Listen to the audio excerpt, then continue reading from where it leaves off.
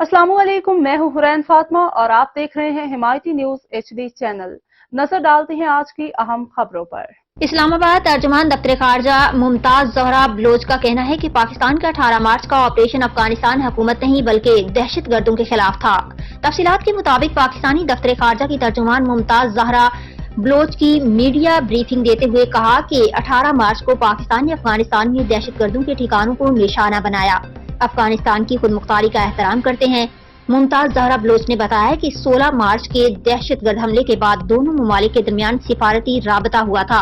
एक डिमार्च जारी किया गया जिसमें खदशात के बारे में आगाह किया गया था और वजीर खारजा की जानिब से अफगान वजीर खारजा को टेलीफोन पर भी खदशात का इजहार किया गया।